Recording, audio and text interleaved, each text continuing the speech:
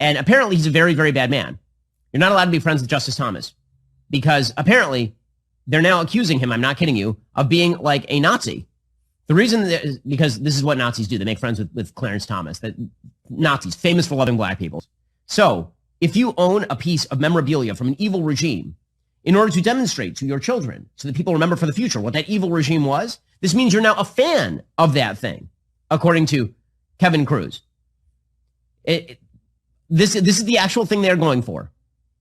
According to the Washingtonian, when Republican megadonor Harlan Crow isn't lavishing Justice Thomas with free trips on his private plane and yacht, he lives a quiet life in Dallas among his historical collections. These collections include Hitler artifacts, 2 of his paintings of European cityscapes, a signed copy of Mein Kampf, assorted Nazi memorabilia, plus a garden full of statues of the 20th century's worst despots. He said that he's filled his property with these mementos because he hates communism and fascism. Well, I mean, that seems like a reason why you might own this stuff is to remember the things that you hate. That's it. But apparently this makes him a Nazi and a communist. Awesome. All right. I am Ben Burgess. This is Give Them an Argument. I am joined as always by our super producer, Jake Appett, and also by our very talented graphic designer, J. Andrew World. And that, of course, was a friend of show, Ben Shapiro, touching on some recent developments about Justice Clarence Thomas that I actually wrote about a few days ago for Jacobin. So we're going to get into that in just a moment. But I do want to talk a little bit about what else we have coming up. So we've got the one, the only Storm and Norman Finkelstein coming on to the show to talk about his book. I'll burn that bridge when I come to it. Uh-oh. All right. Yeah, good. That's the book. So he is coming on to join us in just a few minutes. We're also going to be talking at some point, either before that or in the post game for patrons, depending on how time shakes out, about Peter Hitchens, who just did a very long article for the Daily Mail, responding to me on essentially what the segment last week about Peter Hitchens was about. So we'll get into to all of that stuff soon. But before any of that, before the Clarence Thomas, before Peter Hitchens stuff, before Norm, I do want to give people a little window into what goes on in my life on a day-to-day basis normally, and how that's been different in the last day. So let's just do this quiz show format. So guys,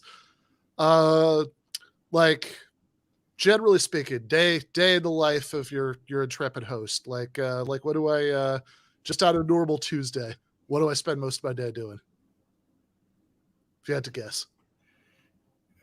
I would guess either writing or walking Lucy.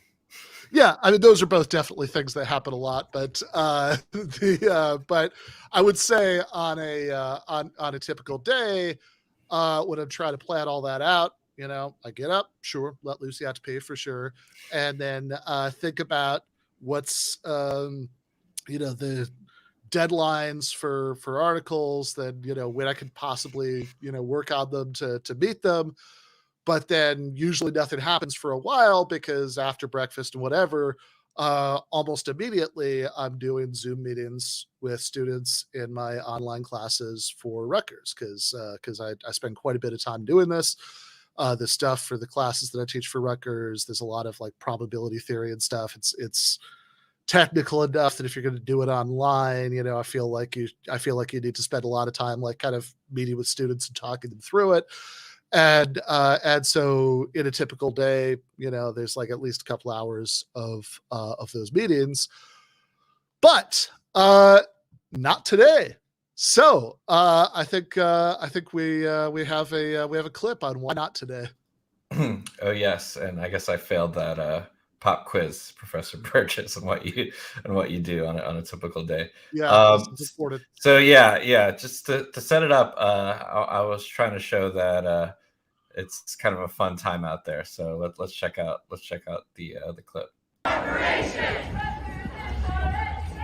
We are not a corporation. We are not a corporation.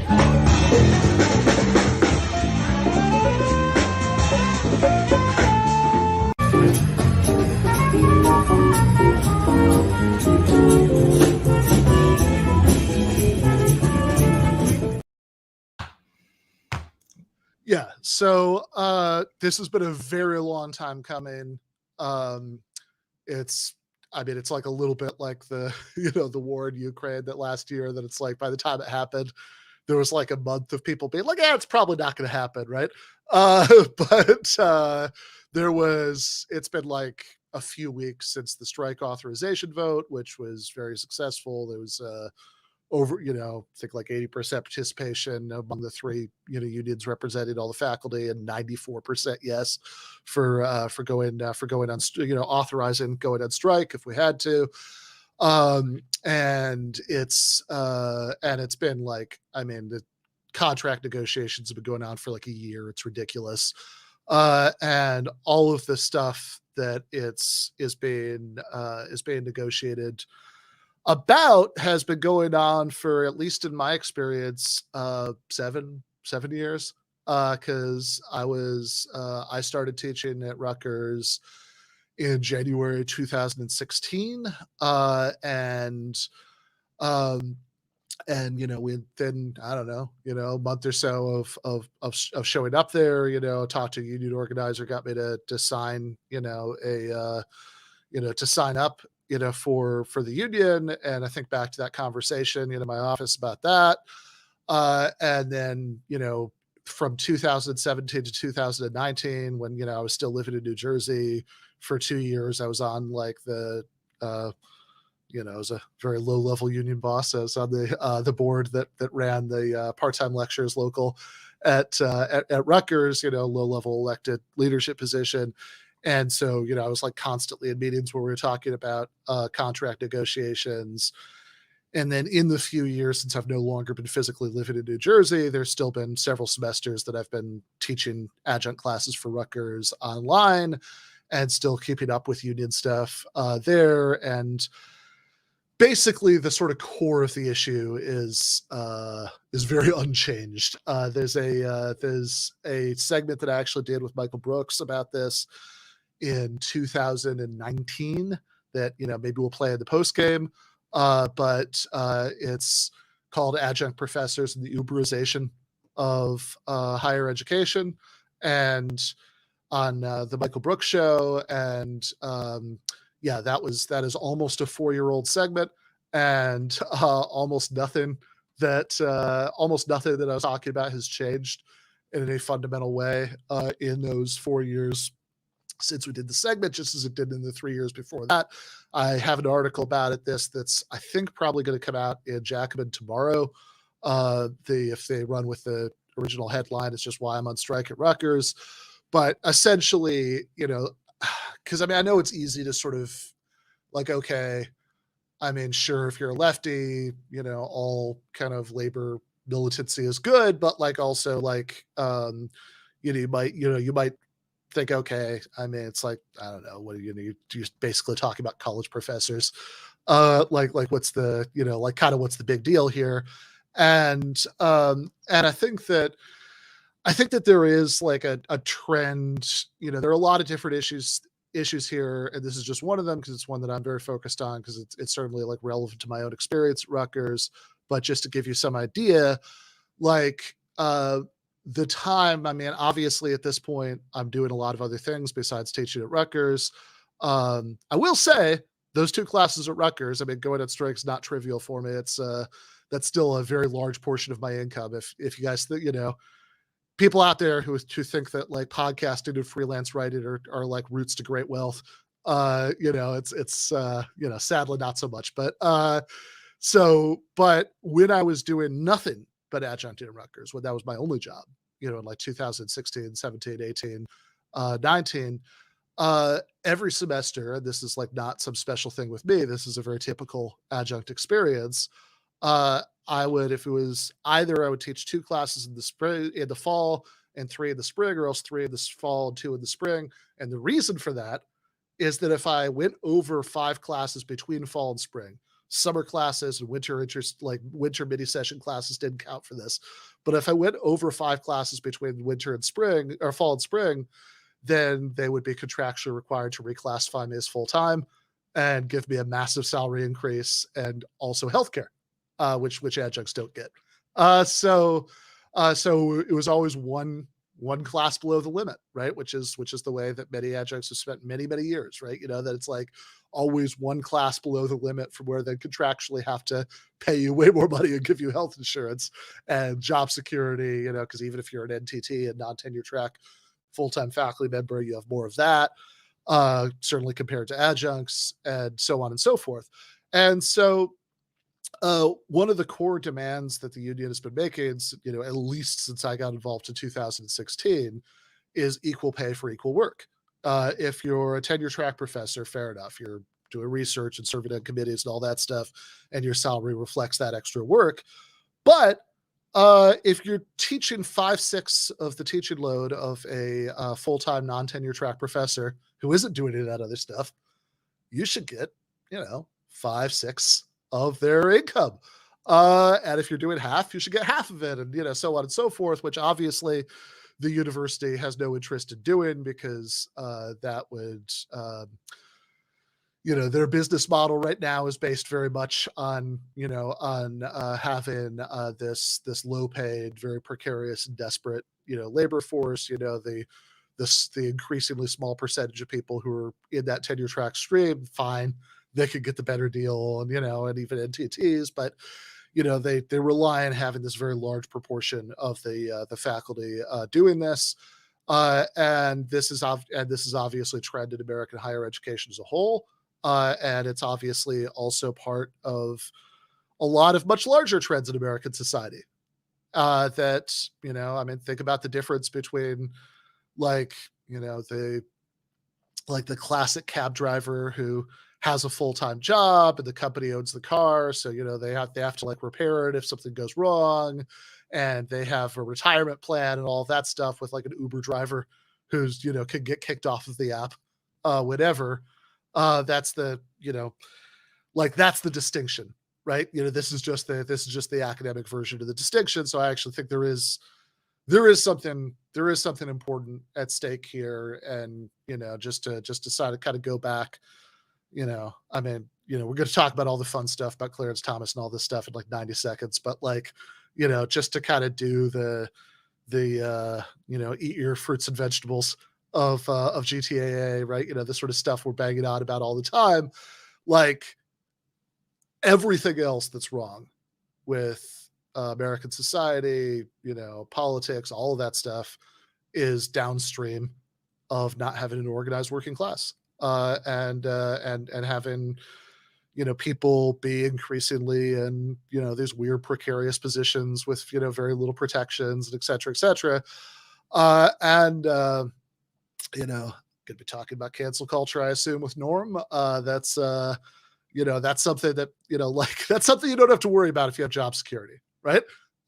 So everything else is downstream of that, and I think there's no path. There are sectors of the workforce that are obviously strategically in more important positions than others, but I think there's no path to turning it around that doesn't involve everybody from, people, the people teaching the classes, to the people, making the coffee at the Starbucks you stop on your way to class, to Uber drivers, to everybody, kind of standing up to demand a better deal. The only question I have, Ben, is do you know if graduate students are involved in this strike? Yep. Okay. Yep. Okay. They are. Cool. Yep. Well, maybe just a plug to go check out the labor ep that I hosted the other day, because that was about what was going on with Duke. But it's funny timing in a good way, I guess, that you guys are on strike, and solidarity, obviously, with everything. Something I'm looking at too as I kind of enter the academic world, which is usually a pretty big mistake, but partially it's a big mistake because it's the more you get into it, the more you realize that if you're not independently wealthy to start out with, it really closes a lot of doors. And I think that's something that should be looked at too, which is like basically when you're either making it very difficult to make a living, or just having it be people who don't really need to worry about making a living, right? Like when you're paying adjuncts so little, and on top of everything else that you said. So it really just makes more of the prototypical ivory tower situation to be true. And people might think Rutgers, it's a public university, but we were talking during the labor rep with Duke, which is just, it doesn't matter whether it's public or private, because a lot of these private institutions are sitting on billion-dollar endowments or whatever it is, right? And they don't want to give their workers a raise, and they don't want to classify graduate students as workers, basically all of the dirty tricks that they could pull. So without knowing the specifics of what's going on at Rutgers, it's definitely industry-wide. So I'm excited to see what happens with the strike. Yeah, the sort of peculiarity of how the Rutgers faculty unions work, there are actually 3 of them. This is a joint action by all of them. So there's the one that I was involved in, is the part-time lectures unit, and then there's a full-time one that's both professors and grad students, and then there's one that's like basically the med school, is its like own little thing. But yeah, also I want to another thread tying this together with the labor episode you guys did in my absence is that one of the guests on there, Jose, back around the time that I actually knew him in real life, was he's a Rutgers alum, and I believe he was actually like an intern for a while for the faculty union at Rutgers. So yeah, we've got a link to the strike fund in the description. Expect to hear more about this as it goes on, and the article in Jackman about this should be out again, I believe tomorrow. So yeah, I want to move on to before we bring Norm on to the Jackman article that we teased earlier about Justice Clarence Thomas. And so part of the impetus for this article is that Ron DeSantis, a friend of show, has this new book out. It's within the last like 2 months. It's called The Courage to be Free. I think we actually have a graphic of that book. I believe we should, but if we don't have it, yep, there we go. The Courage to be Free, Florida's blueprint for America's revival. So this is a vision of an entire nation of Florida men. But in that book, he says something that I saw Matt McManus, who of course is reading this to review it because he has a problem, but he posted the screenshot on Twitter, and it sort of perked up my attention. He's doing the right-wing populist thing here, and he's railing against the elites, but then Ron feels the need to add in this little proviso. He says, in this context, the word elite does not signify somebody of tremendous aptitude, great wealth, or major achievements. Instead, it signifies someone who shares the ideology and outlook of the ruling class, which one can demonstrate by virtue signaling, i.e. speaking the in language, and by seeing Americans as subjects to be ruled over, not as citizens to be represented. The elites do not include some individuals who reach the commanding heights of society. That's interesting. And then he gives an example. He says a major figure in our government, like U.S. Supreme Court Justice Clarence Thomas, a graduate of Yale Law School, is not part of this group because he represents the group's ideology. He rejects the group's ideology, tastes, and attitudes. So, confusingly, this Ivy League graduate Supreme Court justice is not part of the elites, which, you might, I could see how you could, be perplexed by this. Especially, so Ron DeSantis's book came out like 6 weeks ago or something. And a few days ago, I believe last Thursday, there was an article in ProPublica called Clarence Thomas and the Billionaire, which is about Thomas's relationship with this real estate magnate, Harlan Crow. And, you know, that's obviously what the Shapiro cold open was about. And I do want to get into that issue because I actually kind of think everybody's been a little bit diverted by a side issue here and sort of missing the main story. And that main story, I think, is represented well by this image, this sort of campgroundish setting, some sort of Native American statue in the background, some, you know, pretty looking woods. This is, I believe, at Crow's private resort. You can see Crow and Clarence Thomas there smoking stogies, and then they're talking to these three guys, and I think two of them are sort of they're all named. Two of them are described in the ProPublica piece, and the one who's not, I looked him up, and so the ones who are described are, one of them is the head of the Federalist Society, which of course has had a lot to do with the Supreme Court's shift to the right. Another one was the general counsel for the Office of Management and Budget under Donald Trump. And the fifth guy, the one who's not described in there, I looked up his CV while I was writing the Jackman piece, and he brags in there about having filed 30 briefs, amicus briefs, and petitions to the Supreme Court on behalf of, he said, individuals, businesses, and industry associations. So as you look at this image, you know, it might be confusing that Thomas is not a member of the elites. It might kind of look like he is from this picture. But I guess he doesn't virtue signal, and maybe none of those other guys do either. And, you know, maybe that's how we're defining elites. Yeah, I mean, like, virtual signaling too is like a two-way street. It's not just something that the left does, which is what I think DeSantis was trying to imply, but it's something that, you know, you see both sides do, you know, in their own way. So it's like, yeah, Thomas does virtual signal, just not the way you think he does because he's black. And I'm assuming that's why he was citing him as an example. Yeah, I would assume so.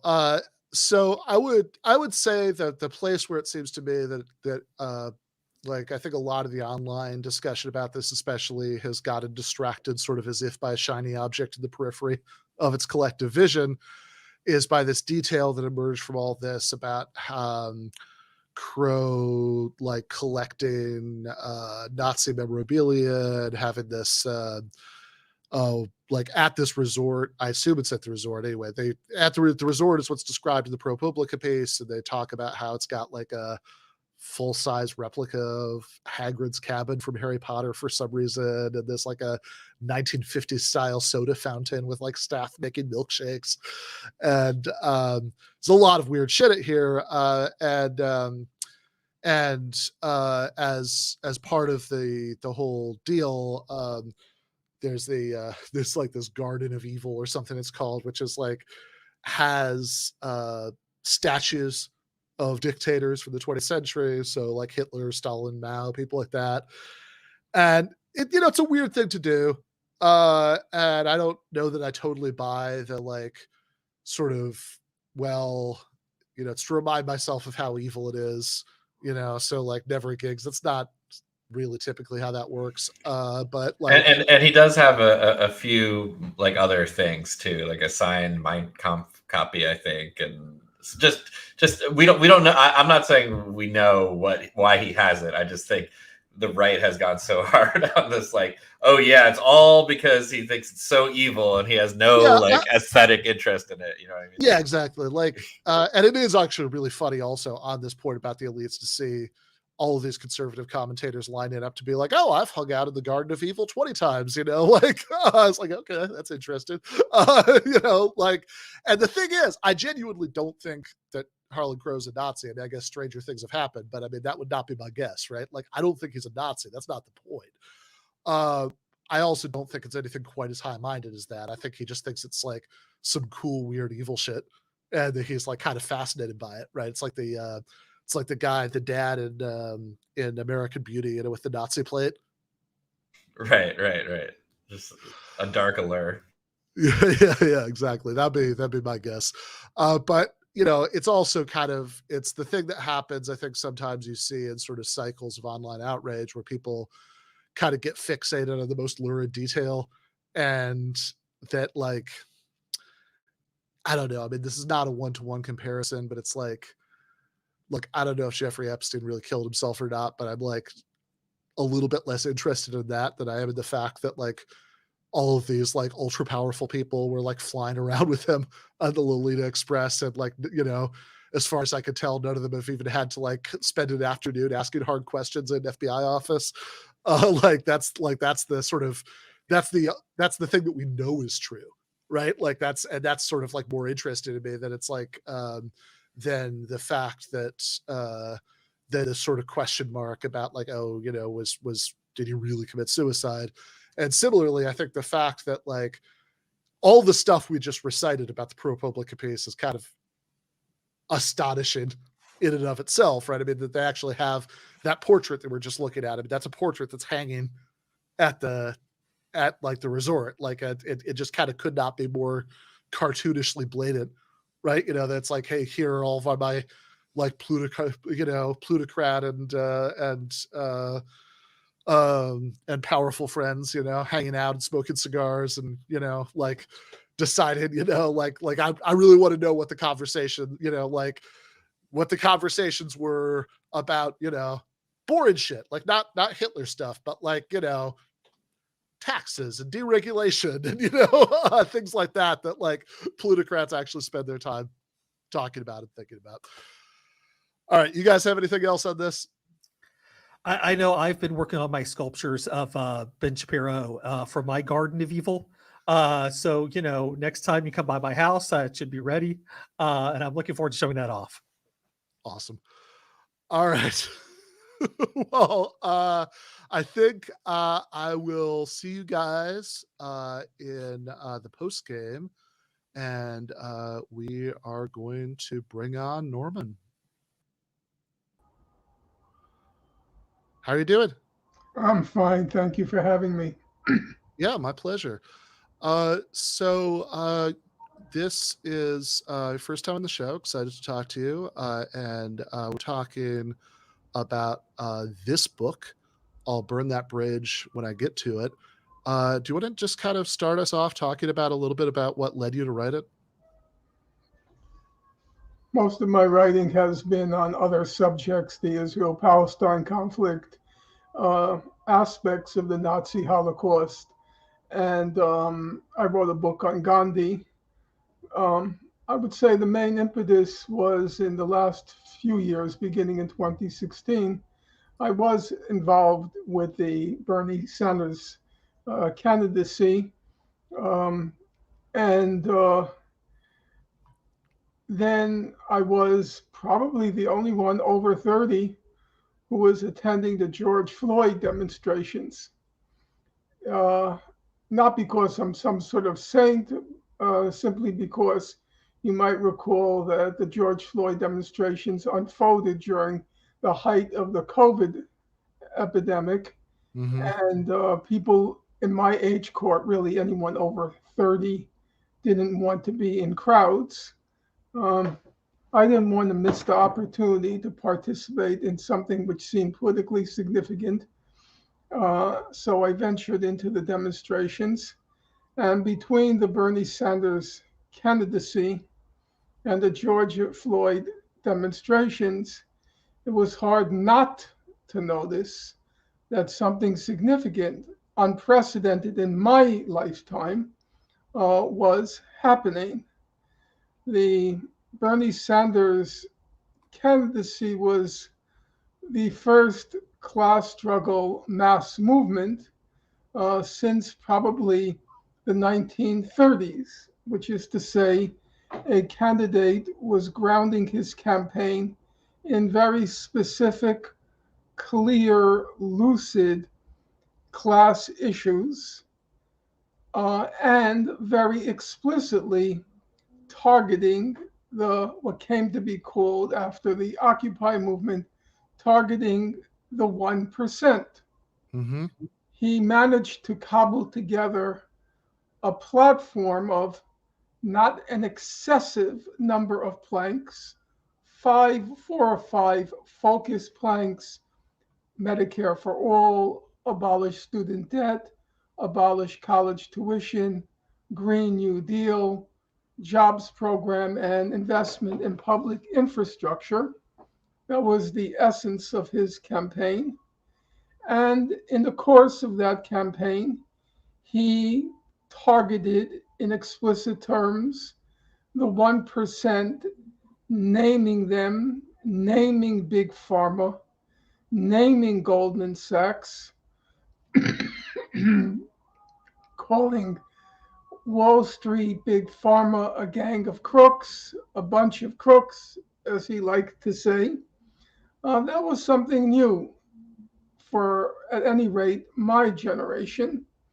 And you might say of Bernie Sanders, he had an old left politics, kept to those old left politics, and then finally reality caught up with him. That platform that he had been articulating since the 1970s, it wasn't all that relevant to a society that was, relatively speaking, in the post-World War II era, relatively prosperous, aside from what came to be called, after the book by Michael Harrington, the other America. The other America was basically Appalachian whites, blacks who were not participating in significant numbers in the great post-World War II boom. Mm-hmm. So Bernie's politics were not altogether relevant to the moment. But beginning in the early 1980s, during the Reagan period, a long stagnation set in wages for American workers, from which they never recovered. It was a downward curve from the early 1980s. That coincided with the hollowing out of the union movement, or unionization. And so workers were more exposed than ever to the insatiable greed of the haves. That also coincided with this vast chasm that opened up between that 1% and 99% in terms of distribution of wealth. So, as I said, reality caught up with Bernie. The political platform he had articulated in an era in which it wasn't really relevant now became relevant. So for myself, who basically was schooled in the old left Marxist Communist Party politics, it was a exhilarating moment. And an exhilarating moment. It filled you with hope. And then along came the George Floyd demonstrations. And those two were very striking to me because large numbers of whites were participating. At the beginning, you could say the first couple of weeks, it was about 50% black, 50% white. By the third week, it was probably around 75% white, 25% black. A certain disillusionment set in among blacks because it didn't look like this was going anywhere. And in fact, that intuition proved to be correct. It didn't go anywhere. It just kind of exploded in this demolishing of statues and things like that. Mm-hmm. But what struck me about these demonstrations was, in my day, whites participated. Mm-hmm. However, let's say in the civil rights movement. However, it was mostly privileged whites, and it always had a taint, and maybe more than a taint, of noblesse oblige or radical chic. We're doing them a favor, an act of charity. That was not at all the tenor of the George Floyd demonstrations. These were white working class kids, mostly 30 and below. As I say, I was the one exception, mostly 30 and below, who, number one, economically were just one notch ahead of the blacks. They also have no future in the system. The system has completely failed them in the present, and as far as one can see, is going to fail them into or unto eternity. Number two, because there has been a relative, I emphasize relative, homogeneity of the 80%, especially the under 30 generation, a lot of them live with each other. You know, if you come to New York City, I don't know where you're speaking from, it's basically 4 young people to an apartment. Each of them are roughly paying $1,000 rent. And you'll have in one apartment a black person, a white person, a gay person, a lesbian person. There's been this kind of racial, sexual homogenization, basically because everybody's looking for a place. Everybody needs to have the 4 roommates to make the month's rent. And so beggars can't be choosers. You choose wherever you can get. And if you're 3 people and you need a 4th, you take whoever you can get. But that meant there was now a much greater, what you could call, naturalness of relations between people of different racial backgrounds and sexual orientations. You didn't feel that noblesse oblige anymore. You didn't feel that radical chic anymore. It's as if to say, we're all in this together.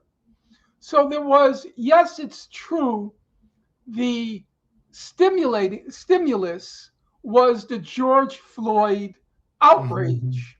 But that wasn't the end of the story. It was a comprehensive outrage at the system that had destroyed everybody's lives. The police, as always, were the symbol of the armed force of the system. And it was very striking to me, the anger, the sheer unadulterated anger of the white protesters as they shouted at the police. They were so angry. And it wasn't the racism. It was the anger at their own lives.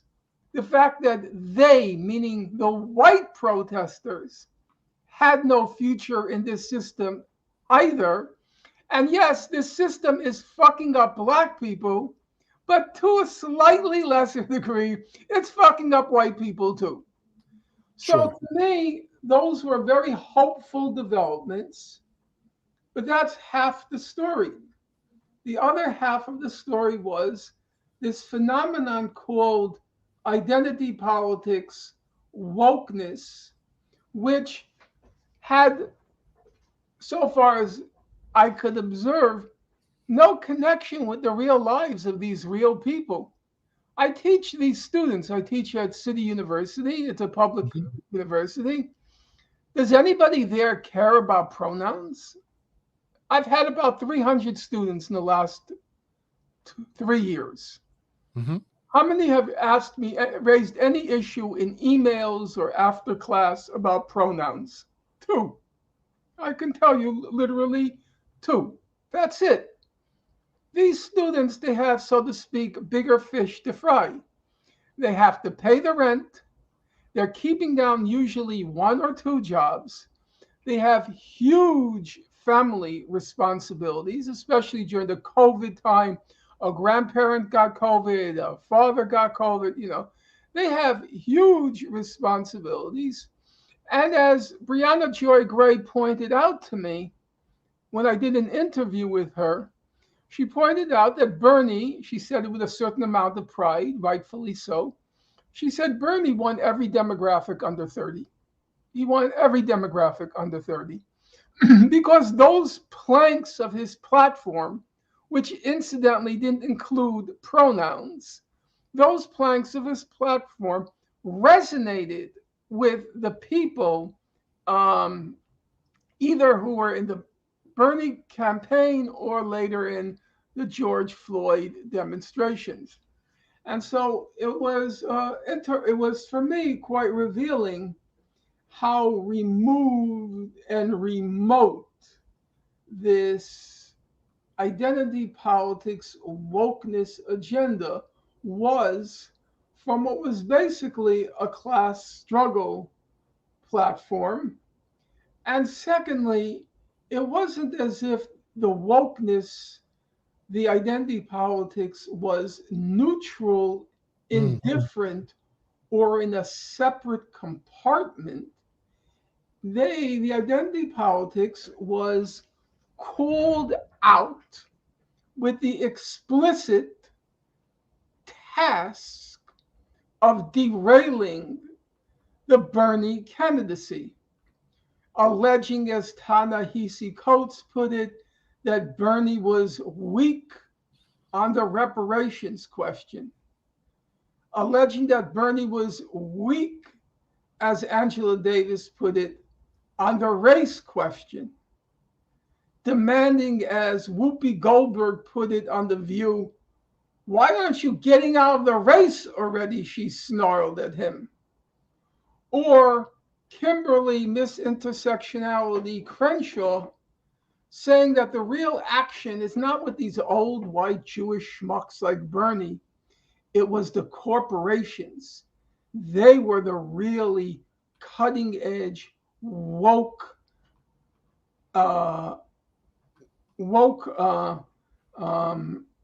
participants in the current revolution, as the New York Times headline put it by Sydney Ember, this execrable hack. She said, "The revolution finally came, but it wasn't the one that Bernie predicted." What was the revolution? It was Amazon and all these corporations honoring Black Lives Matter, honoring gay pride. That was the real revolution. And so the net result, in part wittingly, in part maybe unwittingly, was identity politics, woke politics, was weaponized by the Democratic Party to derail, to stop the Bernie class struggle locomotive. And that's what the book is about. Yeah. So I want to follow up some threads of everything that you just said. But I think one thing that's maybe worth emphasizing before we do that is that I know that some people who might be leftists, but who don't particularly want to hear this, who don't like, who don't respond well to criticisms of identity politics or, sort of concerns about, free speech and things like that. They sort of see this as a cluster of complaints that they associate with, they associate with the right wing or with people with privilege or, things of that nature. So I think that it's worth pointing out and just kind of spending a minute on, your own kind of background with regard to some of these issues. I mean, the first, certainly the first book that I read by you, like, I don't know, 15 years ago or something, was not about anything like this. It was about Israel Palestine, and that's an issue where your advocacy, for Palestinian human rights is something that you've paid real consequences for in your professional life.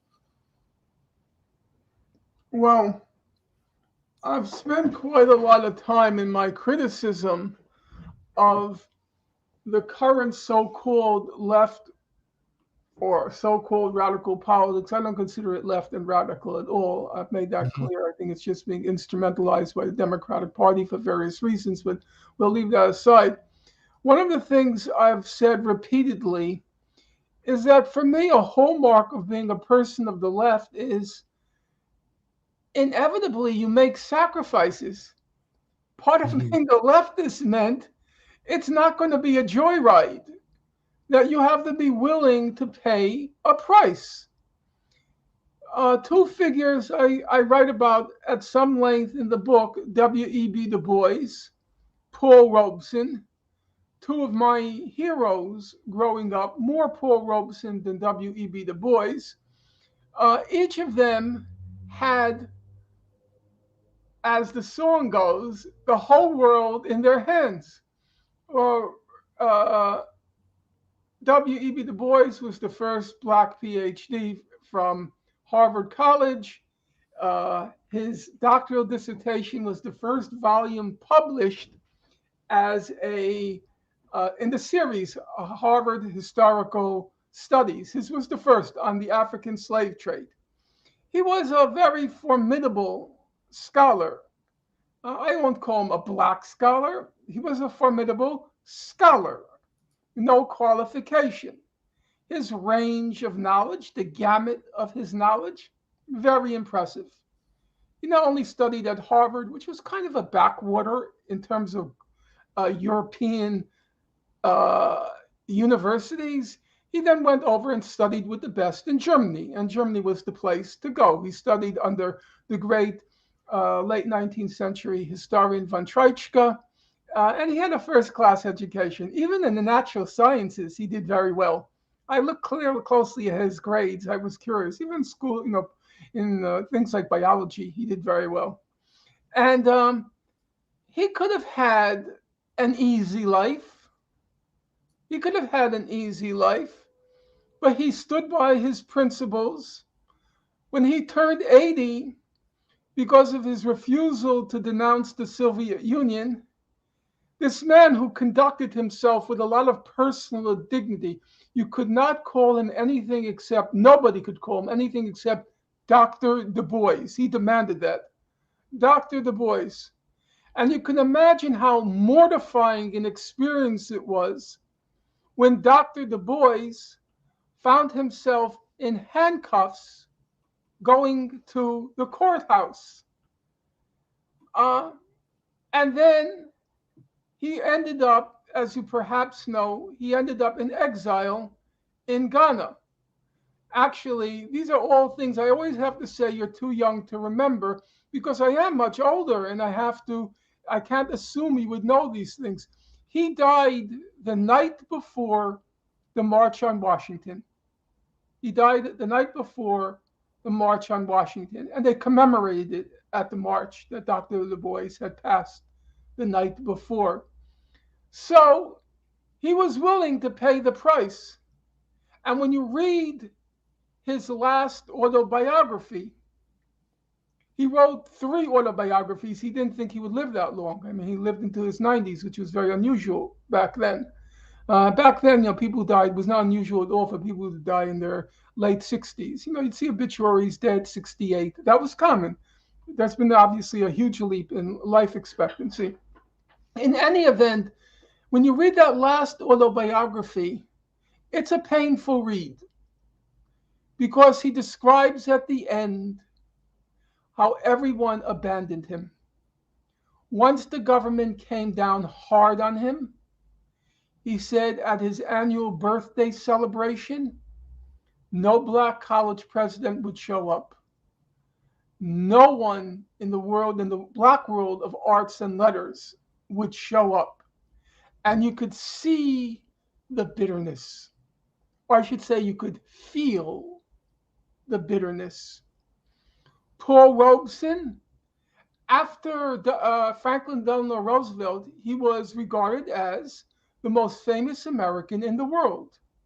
He was a spectacular athlete, linguist, actor, performer. He was a person, you can use the term with fairness, he was a genuine Renaissance man. many achievements across the gamut of the arts and letters and sport. Well, once he refused to denounce the Soviet Union, his income went in 1 year from $200,000 a year, which was a lot back then, believe me, it went to $6,000. No concert hall would have him. All of his contracts were canceled. And he ended up in seclusion in 1961 after all of his sacrifices for African Americans, because first on his agenda was the African American community. He obviously fought very hard for workers' rights across the board. There are wonderful stories about him and, for example, the Welsh miners, if you ever see the terrific movie Proud Valley. And he ends up in seclusion, and there are a few pictures of him in seclusion. He was a very physically robust person. I think he was like 6'5". He was All-American football, All-American baseball, All-American basketball, All-American track.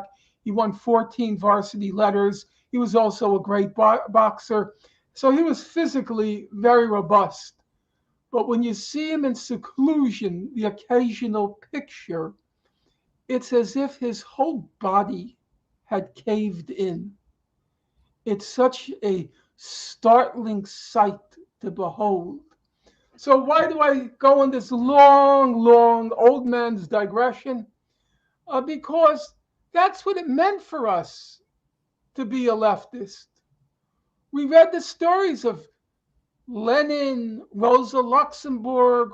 All of them spent large periods of time in exile or in prison, exile in Siberia or in prison. Rosa Luxemburg, from the moment she's let out of prison during World War I, she's immediately from prison into the street, leading the German Revolution, leading the German uprising, and getting killed, which she knew. She once said, "When I die, I wanted to be at my post in prison or in a street fight." Ironically, she was killed in all three. She got out of prison, then a street fight, and then at her post, she was killed. She was tortured, her head was smashed, she was then thrown into the sea, and her body was washed up 3 months later. Those were the kinds of inspirations for my generation of being a person of the left. And so, yes, I paid the price, and I'm not afraid to say, and I say in the book at the very end, am I bitter? Yes. That I loved to teach, and before my teaching career barely got started, I was blacklisted unto this day, except for the occasional adjuncting, which refers back to those 300 students the past 2.5 years. I was not only not able ever again to teach, I couldn't get any job, literally no job. You might ask, I tried even to volunteer. I wanted to volunteer teach in a high school where I knew the principal. And the answer was no, or I should say, to speak factually, the answer was silence, which is my mother used to say, quoting the Polish proverb, silence is also an answer. Yeah. So why was I not, as I like to say, I wasn't unemployed, I was unemployable, which is something very different. Well, unfortunately, for all the blessings of the internet, and I think it's a very mixed picture, but that's for another day. One of the problems with the internet is it replaced, in my generation, when you wanted a job, you need to get 3 references. That was standard. For any job, 3 references. Also, to get an apartment, you had to get 3 references. That was the standard number. For the new generation, they don't ask for references anymore. They just Google your name. Well, you Googled my name, and there are 30,000 websites that say I'm a Holocaust denier.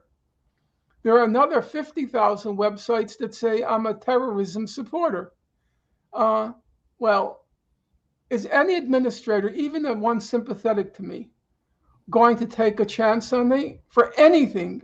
Let's say I volunteer teach. Mhm. Let's say, okay? So I have a reputation, I think I can say, of being a good teacher. I love my students. I love teaching. I prepare hard. I work hard. So one day a kid comes home, says, Mommy, I got a new teacher. He's so wonderful. I love him. Oh, really, Johnny? What's his name? Oh, his name is Professor Finkelstein. Really? Let's go Google his name. Oh my God, Johnny. He's a Holocaust. Yeah. And I mean, it's, and that accusation in particular, I mean, maybe even more so the terrorism one, I mean, is like particularly obscene. I mean, that you're a Holocaust denier. I mean, if you wanted to just spend like 10 seconds, like reminding us of why, you might be one of the last people to deny that the Holocaust happened. Well, given the fact that I lived with it every day of my life, and when I was growing up, it would have been fair to say you are a very boring Holocaust affirmer. Yeah. That's all I talked about. Since that's all that was talked about at home, the Holocaust denier was really. The way I typically answered it is, I say, look, both my parents were in the Warsaw Ghetto. They were deported after the uprising. They were in Majdanek concentration camp. My father ended up in Auschwitz concentration camp and then the Auschwitz death march. My mother ended up in 2 slave labor camps. Every single member of my family on my mother's and father's side was exterminated during the war. I had no aunts, I had no uncles, I had no grandparents, nothing. So, given that family history, the only way I could be a Holocaust denier is if I were certifiably insane. So now you have to use your good judgment. Do I strike you as somebody certifiably, clinically insane? If I pass even minimally, even as they used to call it, a minimum pass, which is what my thesis advisor said about my thesis at Princeton, even if I'm a minimum pass sane person, then how could I be a Holocaust denier? Because that would be certifiably crazy. Yeah, I mean, so this accusation that you deny what happened to your entire family is comes out of your book, the Holocaust Industry, and as I understand it, is a critique of the way in which the sort of memory of the Holocaust is like politically weaponized, for Totally, that's exactly right. Yeah, for It contemporary. It has nothing to do with the Holocaust per se. I accept all the facts as they have been established by reputable historians. This has nothing to do with the actual historical event. It's how that event has been exploited and has been weaponized or instrumentalized. Exactly. But that's a separate issue. I'm saying that, yes, am I bitter about that? Yeah. Yeah, damn straight I'm bitter about that. However, do I recognize that that's a price that anybody committed to a set of unpopular beliefs is going to have to pay? And yes, in my sober, rational moments, which are not all my moments, but in my sober, rational moments, I recognize, yes, that's the price I had to pay. I didn't get killed. I wasn't jailed. So, as Alan Nairn, an old friend of mine, a brilliant journalist and political activist, he said to me once, well, Norm, it's really small change what happened to you. And the truth to be told, it was small change. I have to acknowledge that. I'll tell you the truth. I'd like to talk about things I haven't talked about in other Yeah, interviews I've done. A lot of times, especially recently, I've found myself asking, what would I have done during the Spanish Civil War in the 1930s?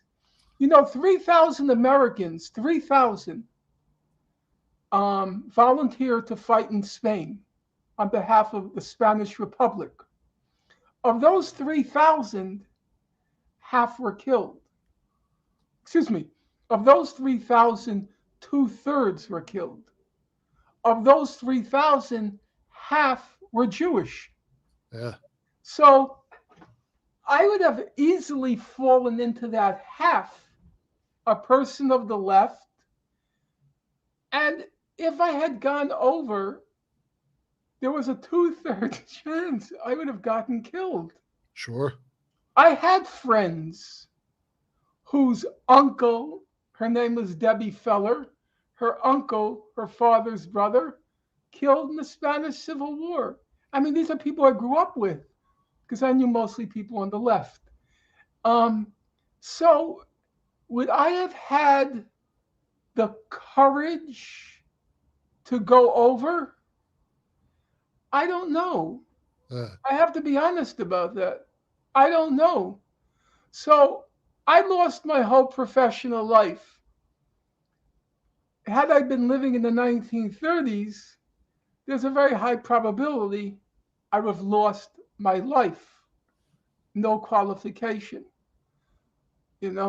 So I have to try as hard as I can to always preserve perspective. I'm now heading towards 70. I have a roof over my head. I don't worry about paying bills. I live a very minimalist existence, but I live. So the bitterness has to always be tempered by the reality that in the annals of the struggles of the left, I made out okay. And until my death, I will stay on this path that I carved out when I was probably around, I would say, 16 years old. I remember I happened to have been a very good-looking young man. I was popular, and a lot of mothers liked me. I was a good Jewish boy, a good student, no drugs. It was just my one quirk. My one quirk were these crazy politics, which of course I got from my parents. That was my one quirk. But all the parents assumed what? He'll grow out of it. It's just a phase. He'll grow out of it. And there was something inside of me that knew for certain I would never grow out of it. Yeah. This was not a youthful phase. That this was the life I was going to give myself over to. And I have to say, now being at the other side of midnight, I have to say the thing I take most pride in is above and beyond all else is I stayed true to my youthful beliefs. I didn't abandon them. Of course, I changed in significant ways. Muhammad Ali, the boxer, he famously said, if you think the same thing at 40 years old that you thought at 20 years old, then you wasted 20 years of your life. And I think that's true, that I can't say I didn't change at all Sure. from when I was a 16-year-old. But you don't think that the core ideals, Yes, changed, to stand on the side of the have-nots, to stand on the side of those who are on the receiving end of life's blows. That hasn't changed a jot. Yeah, so I do want to talk about a little bit of the change, though, because you said earlier when you were talking about W.B. Du Bois, you were talking about Paul Robeson, who, by the way, the Robeson example is very strange to me because I for several years I taught it and still do teach online at Rutgers, where now they love him, right? They didn't then, right? But now they do. There's like a Paul Robeson building, and they'll say, I was at the Paul Robeson Center a few last year, I think. I was very happy at how it looked. It was a nice building. You know, he was captain of the debating team. He was in the debating team. I forgot what, but he had 14 varsity letters, 4 All-American sports, and he was valedictorian of his class. Yeah. And he was valedictorian of his class. His father was a real taskmaster. He describes in his little autobiography, my father said in high school, 3 years of Greek and 3 years of Latin. And he said, my father sat down with me at night and we read the classics together. Now, remember, his father was a former slave. And then he said, in college, 3 more years of Greek, 3 more years of Latin. So he, both in sport, he incidentally was not allowed in the Glee Club because he was black. 3 year in sport and in athletics, he was a star. He was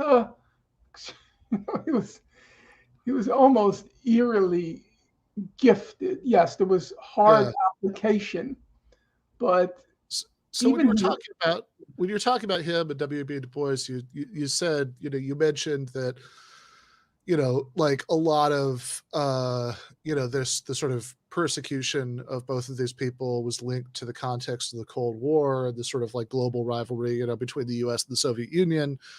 And I am a little bit curious. I mean, before we get to some of the more central subjects we're going to talk about, like, what your thoughts are about that now, right? Like in other words, like that's something that somebody might very well change about over the decades, right? I mean, that like was,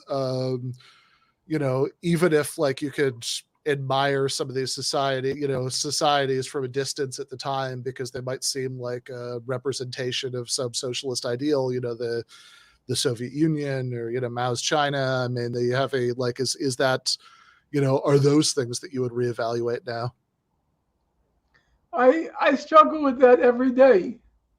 There are people on the left, I'm not faulting them, I'm just describing them.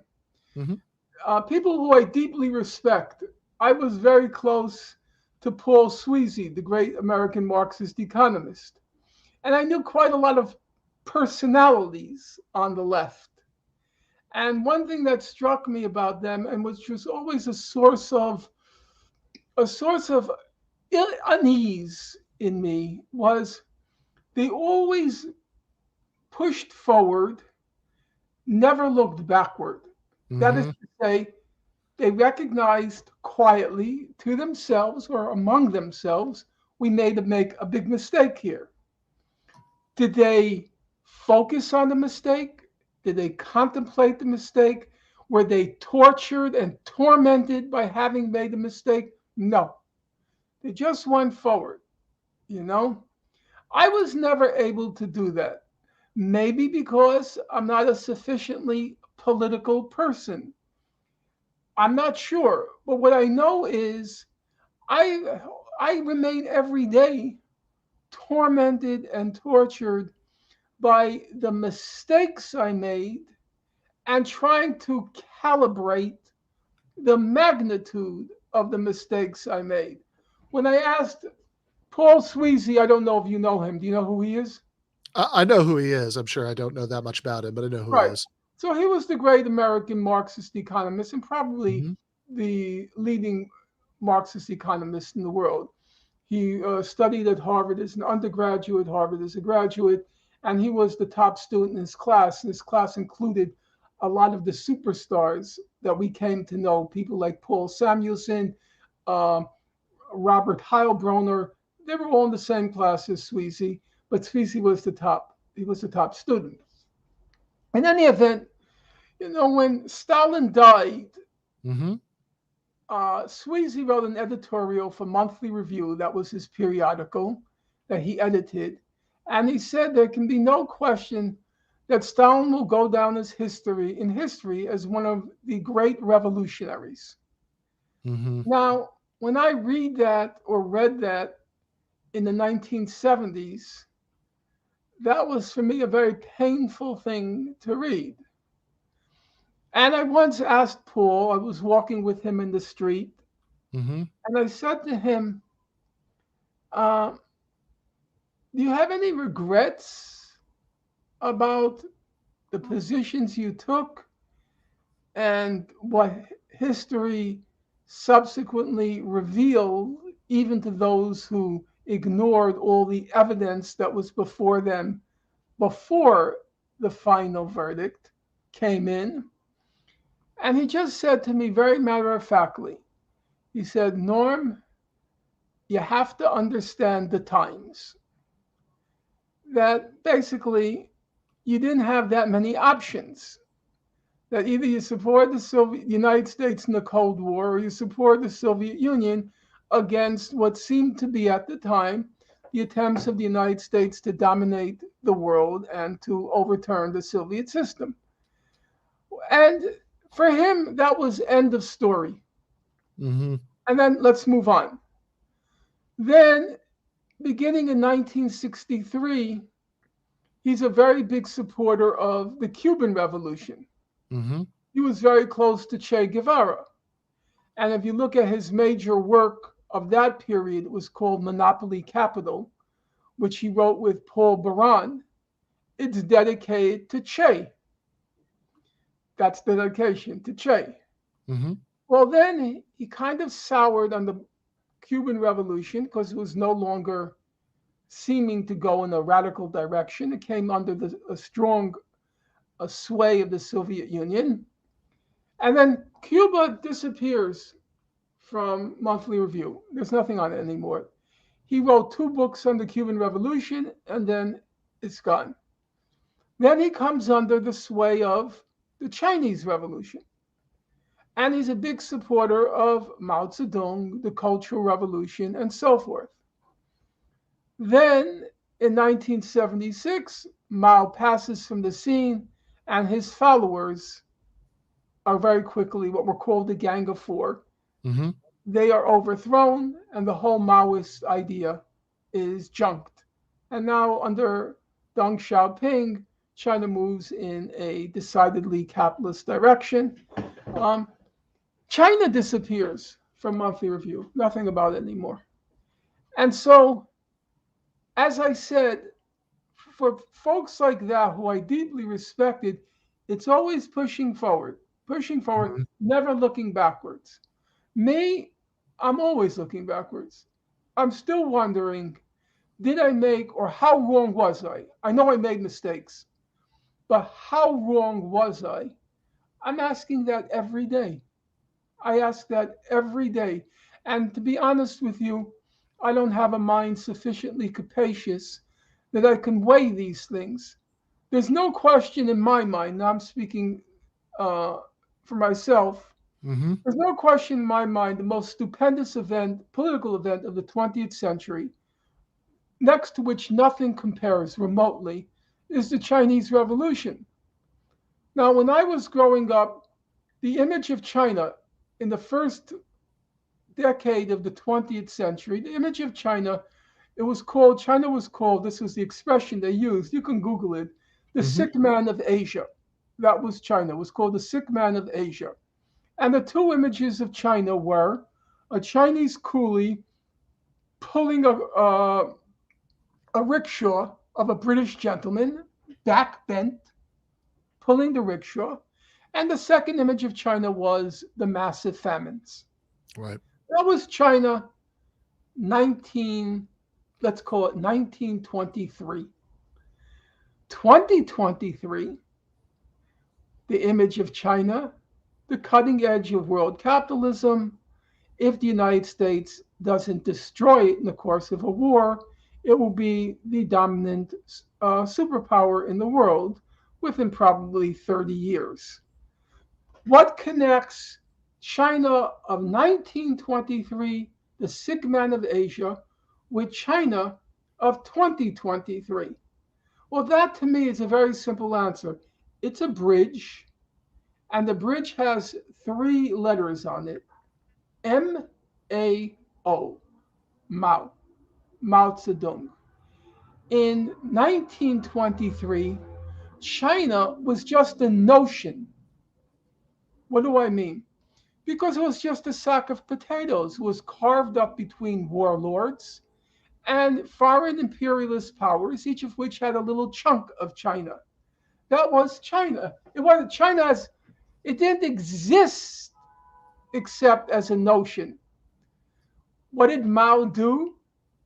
Mao transformed a notion into a nation. It's just one vowel, but it's a world historic vowel from an O to an A. So there's no question, in my mind at any rate. I have on my bookshelf a biography of Mao I read a few years ago, and it was considered the best biography of Mao. I was curious what the latest literature shows in the subject. And the subtitle, it's called Mao, and the subtitle is The Man Who Made China. And that's exactly correct. He made China. China was just a notion. He made China. And so there's no doubt in my mind that something spectacular occurred during the Chinese Revolution, which has there's no comparable event to it. In 1948, India and China were basically at the same level of development. And many people saw it as a competition to see whether a liberal democratic or, quote unquote, a communist country, who's going to win between them. Well, I think it's clear who won. It's not even close. So I have to factor that in when I do my historical balancing. But I have to also factor in that 10,000 things I was 100% certain about China were totally wrong. Not least being having 2 categories in my mind, bourgeois and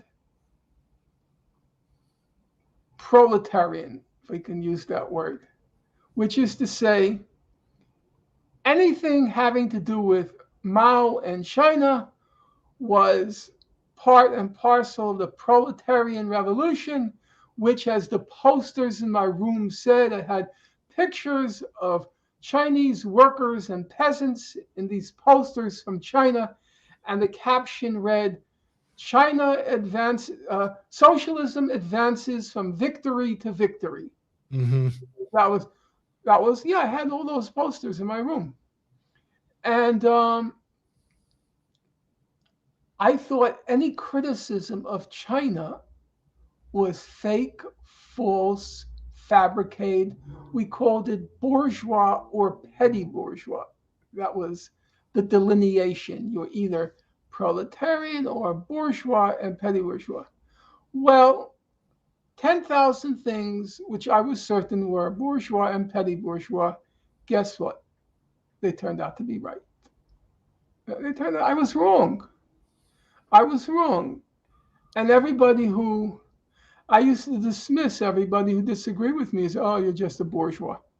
Yeah. And I had to deal with the humiliation, which I still deal with, that on fundamental questions, I was wrong and they were right,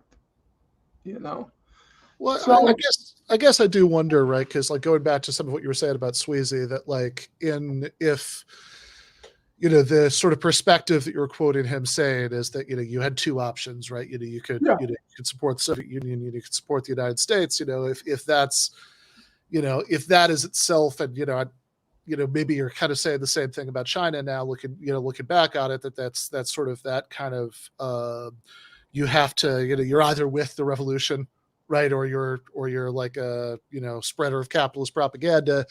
you know, Right. if that mindset is itself a problem, I do wonder if, you know, going forward and thinking about, you know, the world today, you know, I mean, I still see, you know, because I'd be very curious about what you think about this. I think I've heard some of it, but I you know, that like it does seem like it might still be very easy to get trapped into that mindset with regard to great power conflicts now, that they have a that like you know, you're sort of either you're that like you know, you're either a, you know, advocate of American imperialism, or, you know, or you just become an apologist for, you know, for whatever regimes American imperialism happens to be in opposition to, even if it's even if we're talking about things that are really a lot less ideologically admirable than these Cold War examples that we're talking about, right? That because if you think about America's main geopolitical rivals now, well, there's still China, but it's a very different China, as you said. It's kind of the cutting edge of global capitalism, and there's Russia, which is run by people who, in some ways, were the inheritors of the people who destroyed the Soviet Union. And I mean, I guess I wonder what your perspective is on that, because, you know, because I think about, you know, some of those people that you mentioned earlier, like, you know, Rosa Luxemburg, you know, who sort of took it for granted that, you know, you don't have to pick between supporting, I don't know, the Kaiser and Woodrow Wilson, right? You know, that you should just be against all of these people.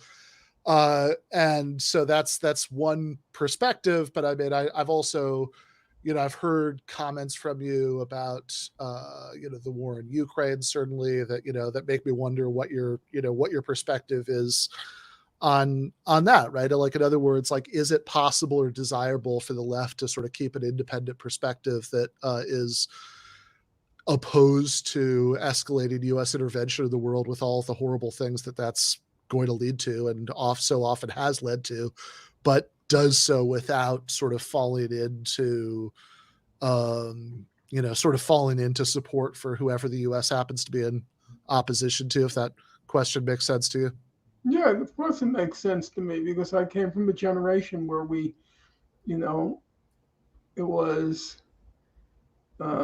U.S. imperialism was the enemy of humankind, and you support anyone against U.S. imperialism. Wasn't really even a tough question. There were a couple of exceptions in my generation. One exception was, of course, Israel, which was a U.S. ally, and the Arab world is part of the third world. Yet many people on the left were going to support the U.S.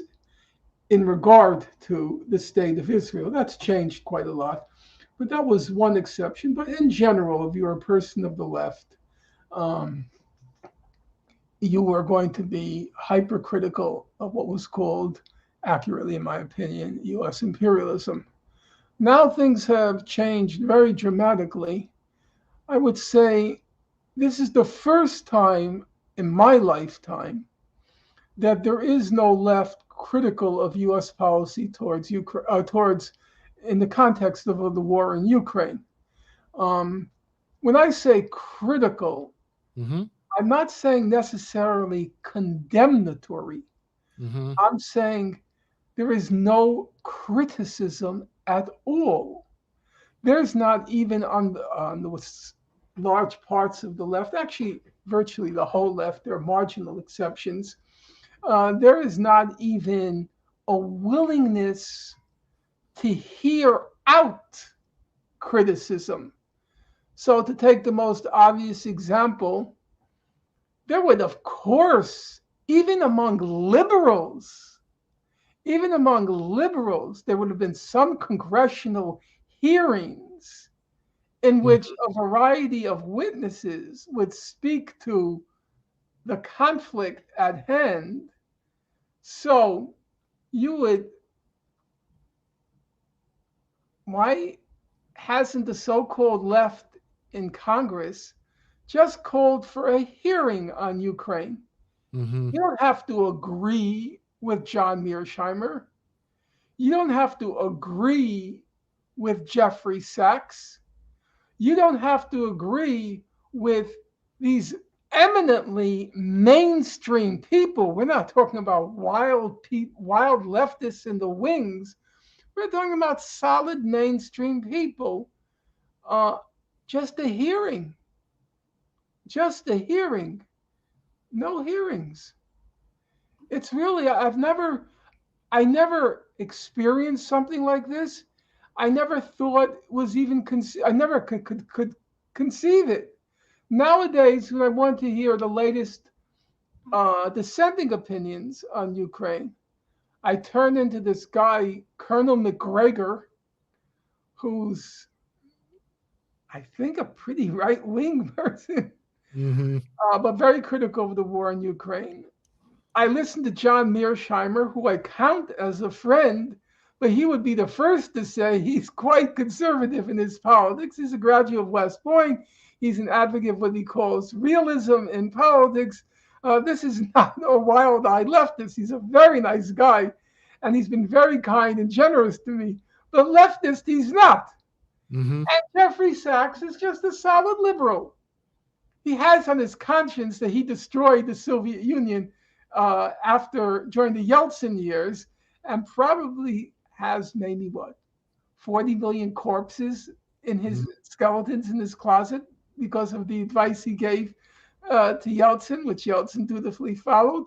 But he's a solid scholar for sure. He was a wunderkind at Harvard at age 28, I guess. He was already a star. So you don't even invite them to a hearing? Yeah, so I wonder if there's a distinction here. Whenever Bernie or AOC get a criticism on their Ukraine, their blind support, what do they say? Quote, who's paying you? Who's paying you? It can only be somebody who's being paid that might have questions about sending $100 billion to the Ukraine with not even a congressional hearing. So I wonder if there's a distinction to be made here about the left in the sense of elected politicians who are somewhat aligned with the left, although often very disappointing, and the left in the sense of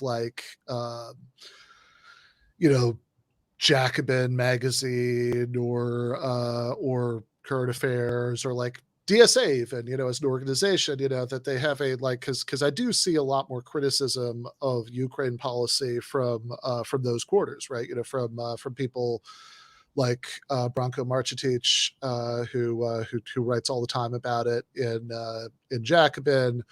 We could also add people like, obviously Noam Chomsky, leftists don't get much more prominent than that, who's been, extremely critical of American and Ukraine policy.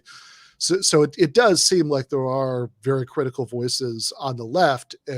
But what I do agree with is that those voices do not have an echo in the halls of Congress. I think there's overwhelming pressure for people to shut up about that, and unfortunately, I don't know that the left, such as it is in the United States, is so weak. I don't know that it's in much position to impose pressure in the other direction. First of all, I would have to quarrel with you a little bit, a quibble rather than quarrel. Yeah.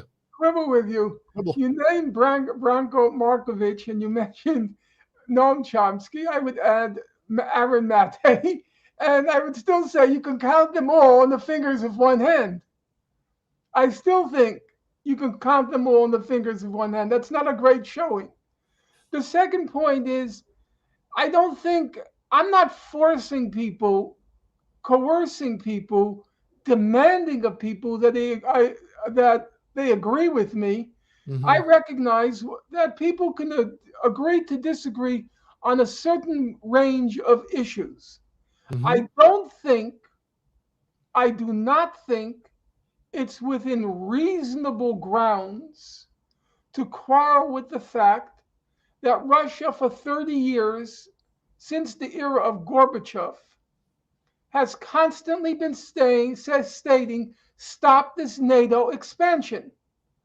Stop this NATO expansion.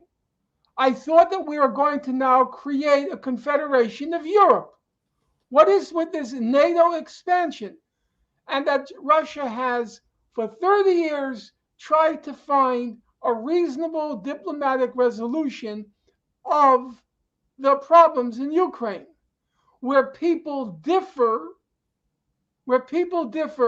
is whether Russia, having been systematically and methodically rebuffed for 30 years, and as facts were changing on the ground towards fully integrating Ukraine de facto into NATO, whether a threshold had been crossed such that Russia had the right to attack, versus those who say, yes, it's true, Russia was provoked, but the provocations weren't of a significant enough magnitude as to justify a Russian invasion.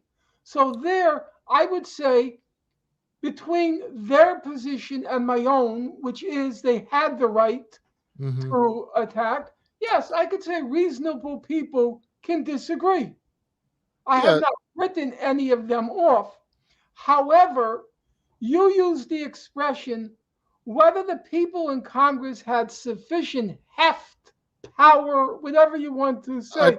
Sorry, Norm. I just want to interrupt you because that's not quite what I said. What I said was that the grassroots left isn't in a position to exert much pressure on politicians. So in other words, that I think that politicians, I think, are often buffeted from different directions. Ideally, they're tools that that we can get them to do things that we want. I agree with that, but nothing prevented them from calling for hearings. No, nothing prevented if the question is, hearings. Would it have been better if they had congressional hearings on Twitter? Sure, they could have had hearings.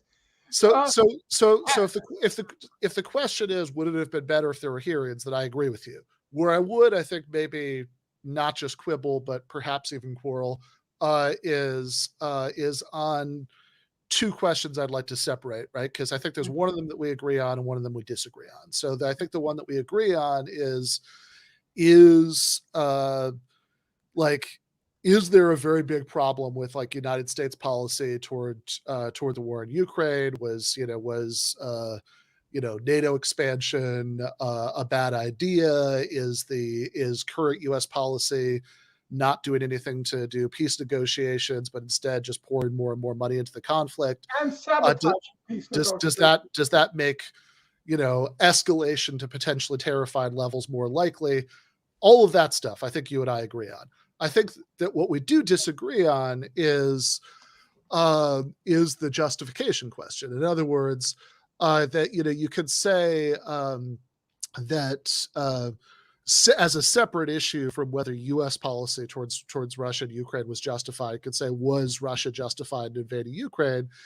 And I would just posit that if we imagine a directly as parallel situation as we can come up with, that there was there was a civil war in Mexico, and there were American-backed separatists who were on one side of it, and then there was a leftist government in Mexico City that wanted to join the Warsaw Pact on the other side of it, and that even though it hadn't officially joined, it seemed like it might one day, and it was becoming more integrated with the Eastern Bloc. Under those circumstances, might the U.S. invade? Yeah, I think it might invade, but you and I would be marching in anti-war protests. We would be opposed to that. Before I spoke with you this evening, I spoke with Glenn Greenwald. Yep. And of course, the question of Ukraine came up. Yeah. And everybody makes this analogy. And as I said to Glenn, and now I'm going to say to you, sure, the question is, does the analogy work? Mm-hmm. So let's take the case of Mexico or the comparable case of Canada, either of the countries in our border. Mm-hmm. Has the United States ever had to deal with an invasion from Mexico? Has Mexico ever invaded the United States? So if it had, would that be sufficient to justify? Let's just go through the basic questions to see whether the analogy holds up. Did Mexico ever invade the United States? So given that it hasn't, Okay. You think And that's enough Canada to show? hasn't. Okay. Yeah, Now, I mean it hasn't, but they have a. let's telescope the whole question. Let's turn to Russian historical memory. Mhm. Russian historical memory of the 19th century. You take Tolstoy. He's writing a novel at the end of the 19th century. It comes to be called War and Peace. He wants to conjure the soul of the Russian people. What does he choose for the subject matter of his novel, his great novel? He chooses the War of 1812, the French invasion of Russia. That's what weighs most on the historic memory of the Russian people from the 19th century. Let's go to the 20th century. What's the great memory of the Russian people of the 20th century? The Great Patriotic War. What's the Great Patriotic War? The Nazi invasion that wipes out, at minimum, 27 million Russian people. 27 million is not a trivial figure. The United States lost about 400,000 soldiers in World War II. Great Britain lost about 400,000. Altogether, about 800,000. Just in the Battle of Leningrad, what's called the 800 Days, the Siege of Leningrad. There was a famous book by Harrison Salisbury, the foreign editor of the New York Times, called The 800 Days. Just in the Battle of Leningrad, just one city, about, the estimates are 1.5 million people were killed. 1.5 million, that's twice the total casualties of the US and UK during World War II. That's the memory that weighs on the Russian people.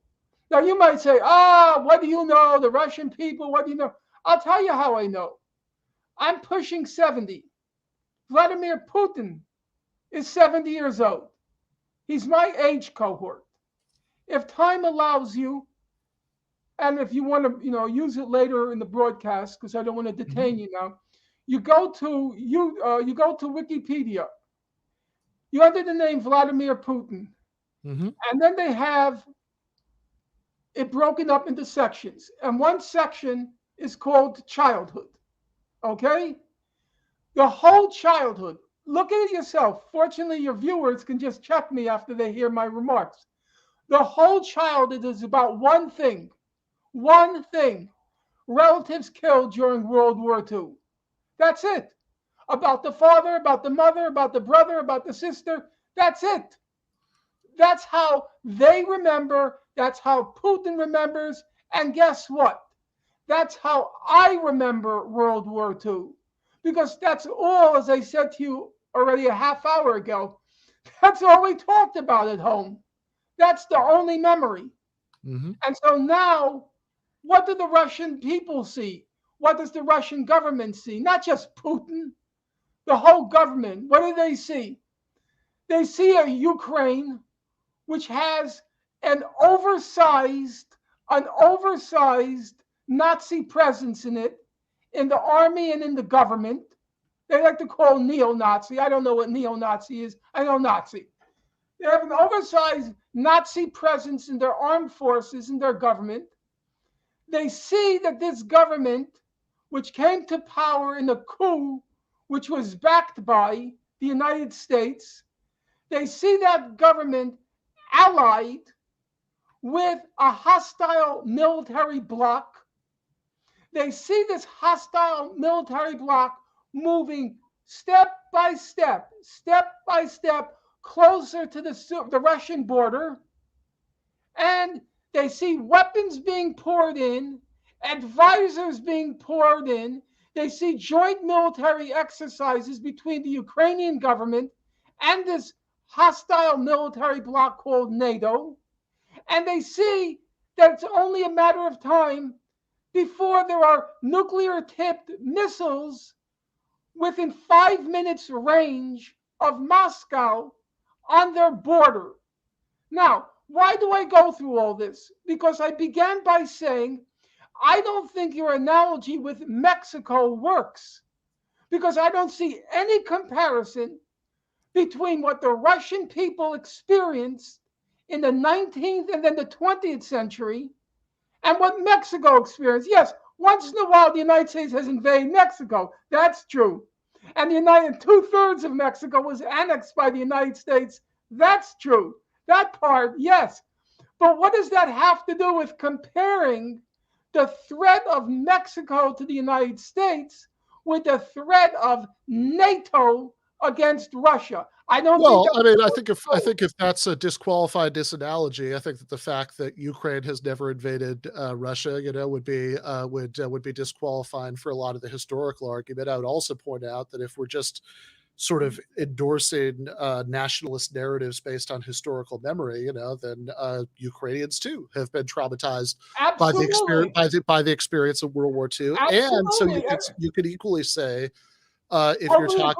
if you're talking about Ukraine, Ukraine's government, wanting to have the protection of a larger military bloc, having that collective memory of invasion by a hostile power, I think has is I going think to it's is going to feed into that also. okay, Ben. First of all, I have to shut up and let you speak, so I have to be careful about that. So I want you to complete your thought.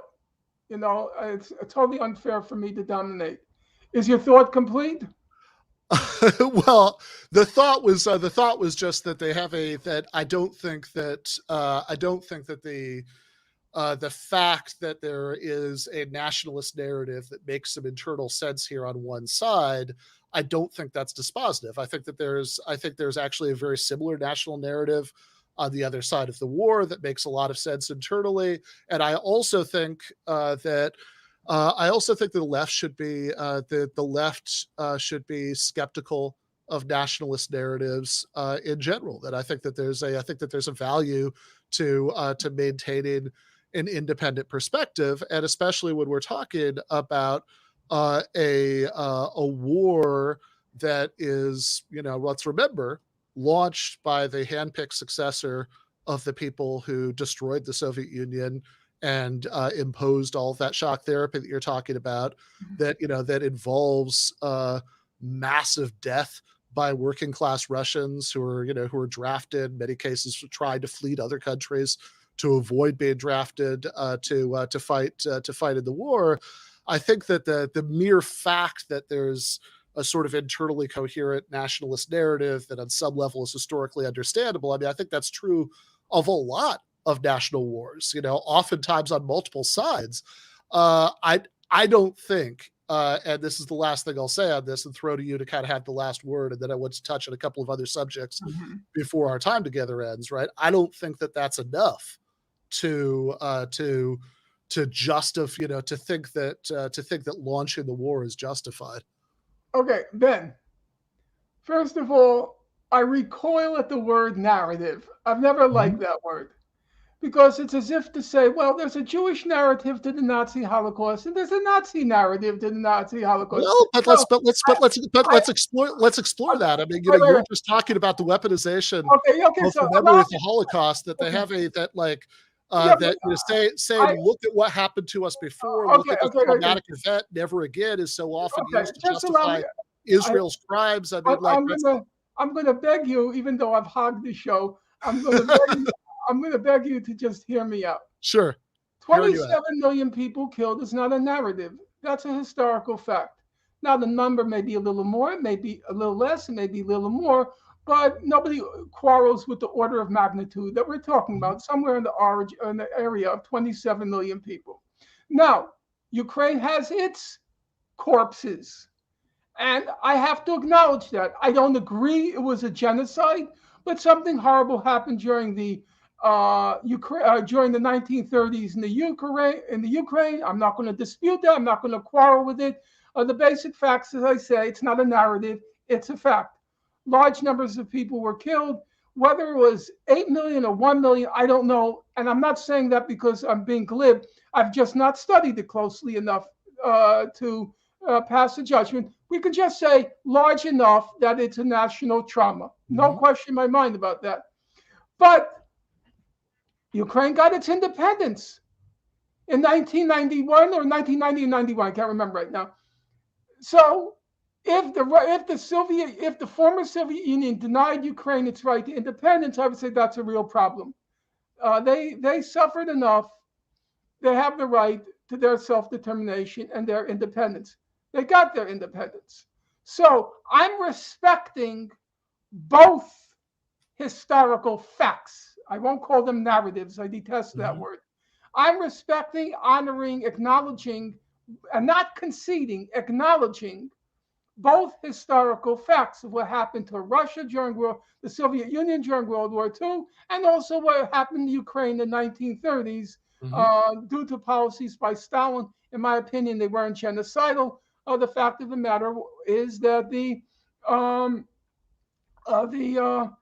Ukraine had all the grain. And for Russia to industrialize, they need the grain to export it for industrial goods. How it was done? Totally unacceptable. I recognize that. But whether it was a determination to exterminate the Ukrainian people as a people, no, that's just not credible in my opinion. But it's, to some extent, it's a semantic question. Large numbers of colossal numbers of Ukrainians were killed. So I acknowledge that fact, acknowledge what happened in Russia. They had their independence. Now, if Russia were threatening, denying Ukrainian independence in the interim between 1990 and today, I would say then Russia has a large amount of culpability about what happened. But Russia demanded two things. A neutral Ukraine aligned with neither a Western military bloc nor an Eastern military bloc, and some kind of autonomy rights for the Russian-speaking people in the Donbass. Neither of those demands in any way, shape, manner, or form in any way impinged on Ukrainian sovereignty. The decision of whether to join NATO could just have been made by NATO. NATO could say, thank you for the application, but we're not prepared to process it right now. That's all. That's not impinging on NATO's sovereignty. I agree that it would have. If you apply to Rutgers University and they deny you entry because you didn't meet their entry criteria, you can't say that my sovereignty has been violated. That's a decision. I just want to point out, Norm, that quite a bit of this is directed against things I haven't said. So that they have in fact, one of the first things I said is I agree NATO expansion was a bad idea. I agree that NATO not seeking or allowing Ukrainian membership would be a good idea. That we agree on. The question that we disagree on, the central question, is whether the threshold question. Is whether the Russian invasion is justified. I'd also point out that, that what I was saying about Ukrainian corpses was not actually about the famine. It was about the experience of the Nazi invasion. That just as that's part of the collective memory of Russians, that's part of the collective memory of Ukrainians. And they have and last point I just wanted to make is what I'm calling a narrative is not the devastation of World War II. What I'm calling a narrative is the linking of the devastation of World War II to the justification for present Russian foreign policy, much the same way that the Holocaust is not a narrative. But I think what you're correctly critiquing in the Holocaust industry is what I would call a narrative, which is the linking of the Holocaust to the justification for what Israel does. Oh, never again. Look at what happened to us before. We can never allow this to happen again. Therefore, we need to stay strong. Therefore, we need to do all of these things. That is a nationalist narrative. And similarly, I think that the linking of the trauma of World War II to the justification for the present kind of oligarchic gangster capitalist, government of Russia doing what it does in Ukraine, that's a narrative that's worth questioning. And I guess I'm very I guess I wonder what it adds to saying, American foreign policy has been wrong, that we shouldn't have sought, NATO expansion, that it's that right now, for the sake of both Russians and Ukrainians, we should be promoting de-escalation and peace negotiations, all of that stuff that we agree on, right? I'm wondering what it adds to that to say, and also launching this war was justified. I mean, what's the You could say, listen, you could say as a tactical consideration, and also to remain within the spectrum of at the extremes of respectable opinion, whereby you. Well, I think I'm outside of the extremes of respectable opinion. Right. I mean, I've But I spent the think- last year having people call me a Putin apologist because I want Right. negotiations. But but I do wonder if it makes it easier to discredit that I have, perspective. because in my opinion, you can't apply in most situations, I should say you can apply in most situations a fairly hard and fast rule. So, Yeah. for example, under international law, in particular, Article 51 of the United Nations Charter, Chapter 51 of the United Nations Charter, that you're only allowed to engage in war of self-defense if there is an imminent, basically an imminent, irreversible threat of attack. Either you are actually attacked or the attack is imminent, irreversible, and so forth, those criteria. So by that criteria, Russia fails. Was the rule that Charles de Gaulle, the head of state of France, he invoked in 1967 during the Arab-Israeli War.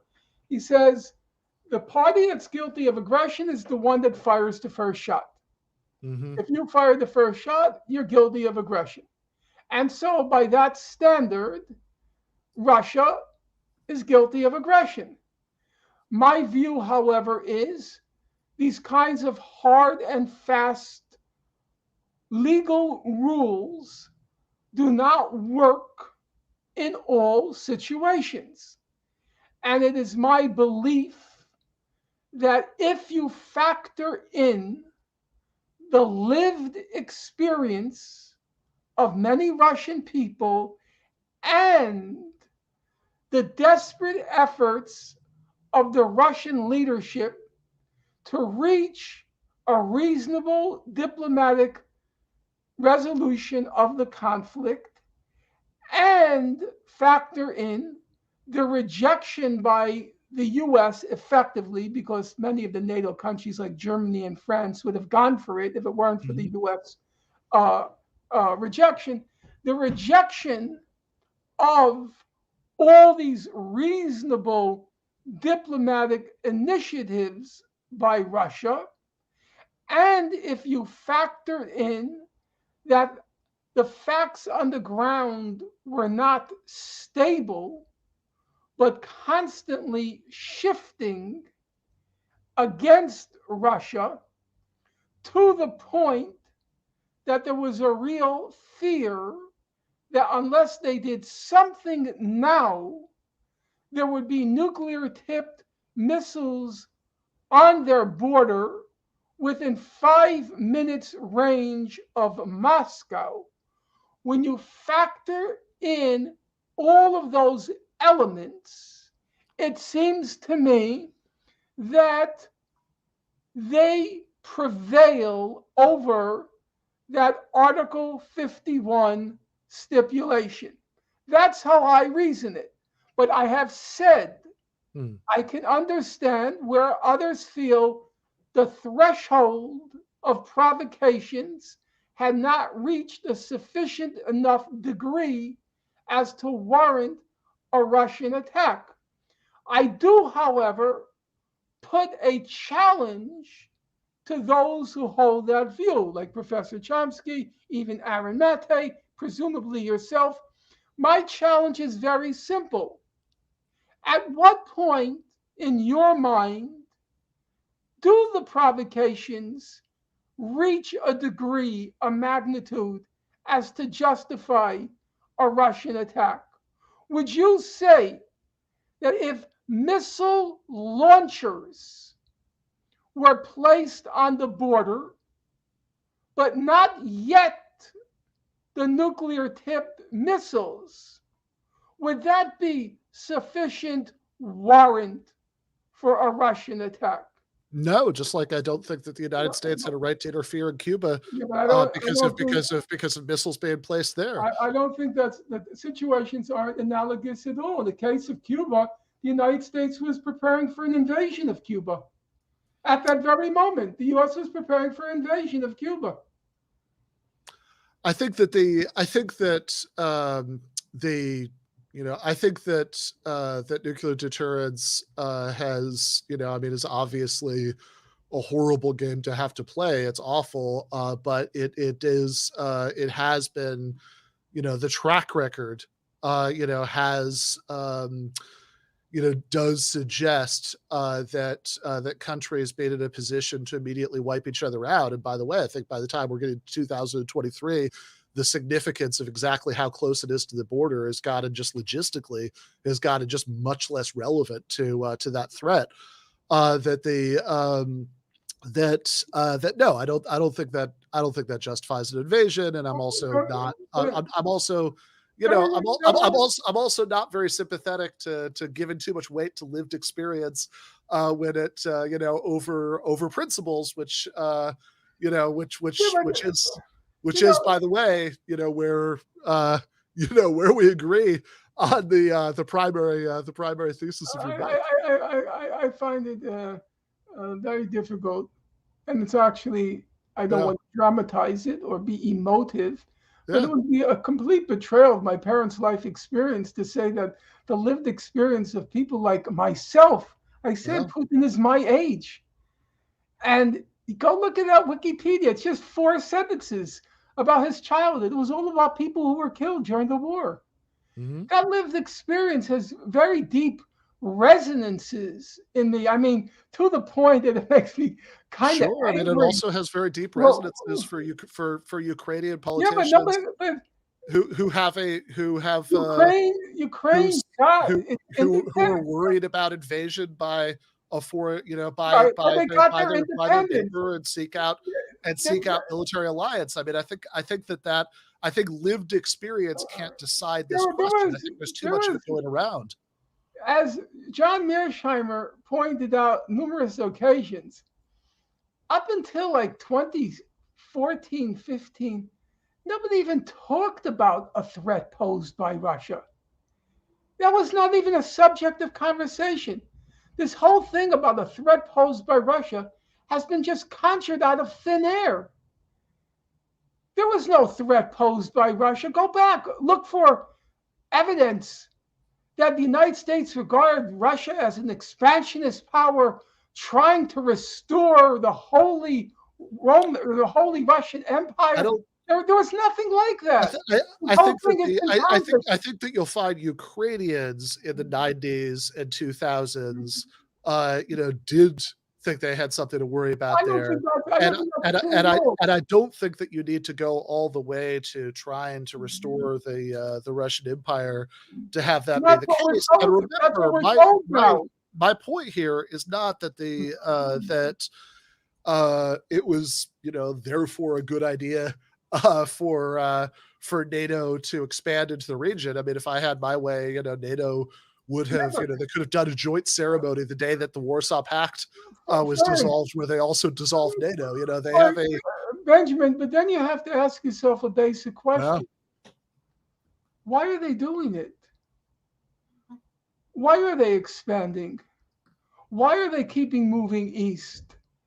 If they didn't have hostile, aggressive intentions, why are they doing it?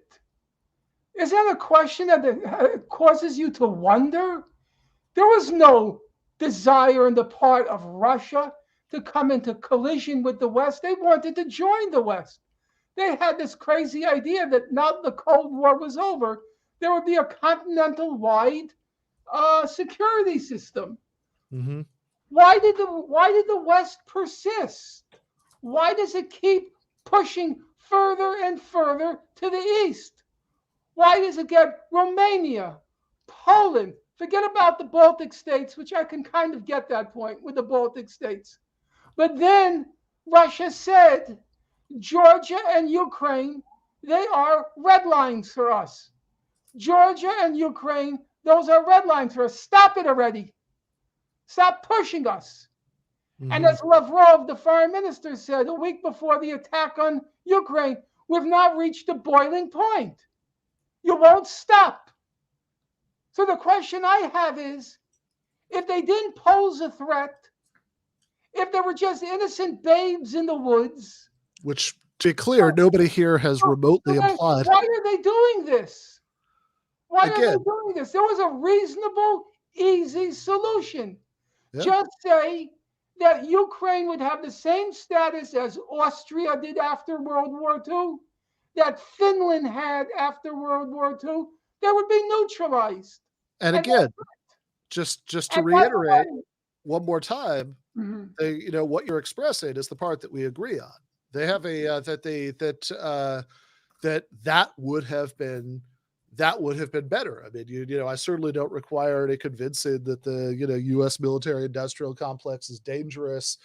That there's always a very powerful hawkish lobby in Washington for feeding the coffers of military military contractors, for throwing around America's weight in the world, and then all of this makes the world profoundly more dangerous. And it would have been much better for that there are ample reasons to oppose U.S. policy in this regard. Whether those ample reasons to oppose U.S. policy add up to a reason to either in putting aside the pragmatic question, just in principle, whether they add up to a reason to endorse Russian policy is a different question. But I do want to just say this, Norm, this has been, so we're going a little bit overtime here because we're having such an interesting conversation. I would really like it if you came back on the show, because there are things that I would really like to talk about with you that we've barely touched on today. Because we got, I'm very happy with all the conversation we had, but there's a lot that we didn't get to, and I would very much like it if there was a part 2. I'm afraid my publisher is going to string me up from a lamppost, because every interview I do, I end up talking about Ukraine, and we never get to the book. Well, I promise if you come back, we will get to the book, because I think that the sort of core subjects of the book about identity politics and the conflict between identity and class-based politics, about academic freedom, about sort of unhelpful moralism on the left, are all ones that are very close to my heart. And I think we could have an interesting follow-up that really is focused on those questions. But I also want to happen on Glenn's program, by the way. Except what's that? The same thing happened on Glenn's program an hour ago, except we also went down the Mehdi Hassan, not Taibbi rabbit hole. Sure. Well, at least that's a little bit closer, the Twitter files. But yeah, I want to just make one last comment. And yeah, then please. Yep. The last comment is, I recently read an article that was sent to me on the Ukraine issue. Yeah. And it was very striking how it ended, the article. I don't know how much you know about World War II, but as you know, there was what was called the Stalin-Hitler or the Ribbentrop. Molotov-Ribbentrop Pact, sure. Say it again? Molotov-Ribbentrop Pact. Yeah, Molotov-Ribbentrop, and they called it Hitler-Stalin, whatever, Molotov-Ribbentrop Pact. And for reasons which have always perplexed me, Stalin really believed that this pact was going to hold up. So when the Russians launched Operation Barbarossa to attack the Soviet Union was completely unprepared. Mm-hmm. And the first months were utterly devastating. The Wehrmacht and the Luftwaffe swept into Russia and wiped out the Soviet defenses, and actually, had Hitler not embarked on the war of extermination, because in the East there was a war of extermination, had he not embarked on the war of extermination, probably could have won over a large number of the Russian people because of their experience especially during the 1930s, of collectivization. In any event, it was a catastrophe for Russia. The first, either the first 2 months or the first 6 months. My memory's not perfect on that. The point being, Putin kept saying, I am not going to repeat Stalin's error. I'm not going to wait until it's too late.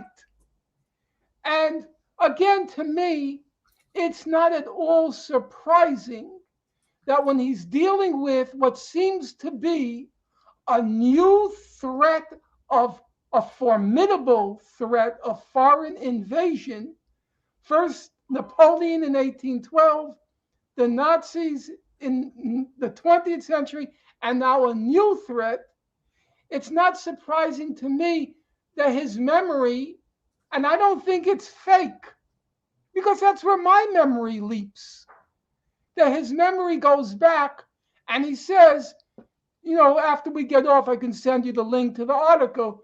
I'm not going to repeat that mistake. The mistake being waiting until it's too late. And that's why the brief, the so to speak, gravamen of our conversation was this evening. At what point do you reach a threshold and you could say, okay, they now have the right to invade? And to me, that's for the people who are honest about the history, namely the 30 years of Russia. And, Professor Chomsky, Mearsheimer, and all the rest, Jeffrey Sachs, Aramatai, they all agree on that 30-year period. No disagreement there. The question is, has a threshold been crossed? And I say that the concerns, worries, and historical memory of the Russians are legitimate elements to factor into the equation.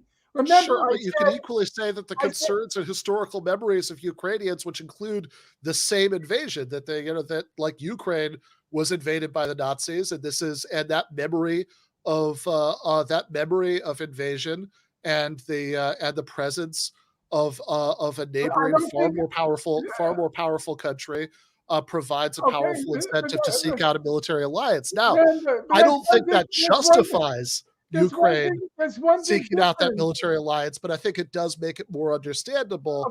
And I don't think that these kinds of considerations could decide this. There's one big difference. There's no evidence that Russia was going to attack Ukraine. All the evidence was totally the contrary.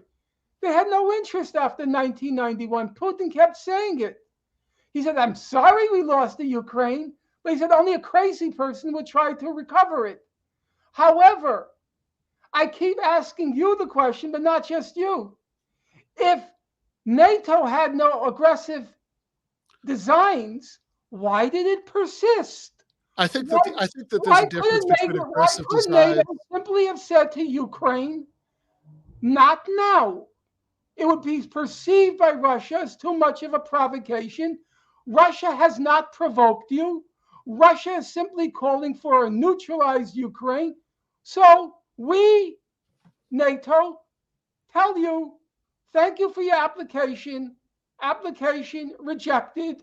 Sure. And again, you're circling back to the thing that we've said 20 times that we agree on. Yeah, but you have and there's also a difference between saying that there's some sense in which we're talking about aggressive intentions in terms of American dominance and hegemony in different parts of the world, and thinking that there was literally going to be an invasion of Russia. I'd also point out that if we are going to talk about such scenarios, I don't think it's true that there's nothing that could make a Ukrainian nationalist sincerely paranoid about the possibility of Russian invasion of Ukraine. I mean, I think certainly the annexation of Crimea, certainly Russia's support for separatists in the Donbass. These are things that I think could make a sincere Ukrainian nationalist worried about that, just like everything you're talking about could make a sincere Russian nationalist, worried about encirclement and the historical memories that triggers. But I don't think that any of this is dispositive. I think that they certainly the very, very strong default, from a left-wing perspective, a pro-working class perspective, should be a strong opposition to starting wars for all of the obvious reasons. What we know this does to ordinary people in these I countries. have no problem with that. And we have a disagreement about whether that very strong default is overridden in this case. Our disagreement is very simple. And then we're going to have to end at that. Not that I want the last word. The question is, who started the war? Mhm. I don't believe that the question of who fired the first shot is dispositive of who started the war.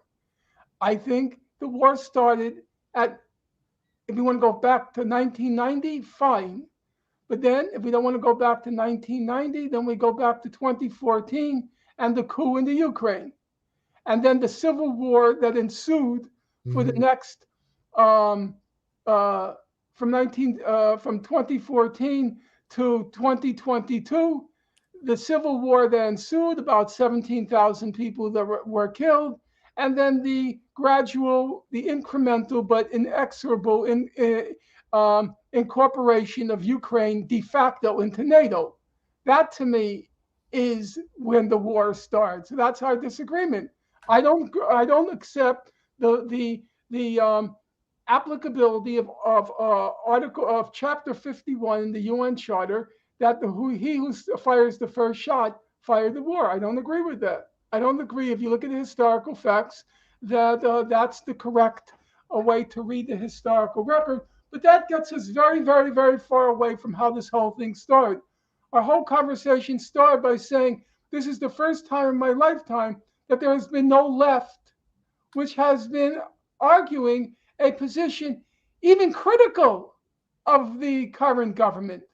There has been no criticism, and that to me is a kind of it's a real eye opener.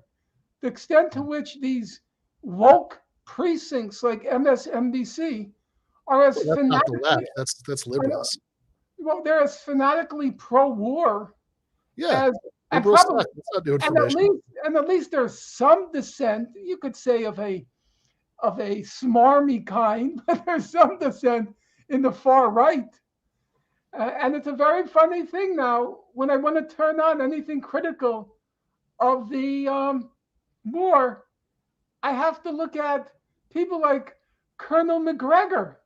Well, you should check out my articles in Jacobin. You'll see plenty of criticism there. But I want to so yeah, we are pretty far over time. But I want to but yes, Norm, please do come back for part 2. I promise we'll talk about the book this time. And more than we ended up doing today. But for anybody who's forgotten, the book is I'll Burn That Bridge When I Get to It: Heretical Thoughts on Identity Politics, Cancel Culture, and Academic Freedom. It's a really interesting book. People should buy it, and we should talk about it. But I will see you for that. If I knew how to take a screenshot, which I don't, I would have taken a screenshot of that picture and sent it post haste to my publisher. Fair enough. Okay. All right. Nice Talk to you talking soon, to Norm. you. Bye-bye. Bye. All right.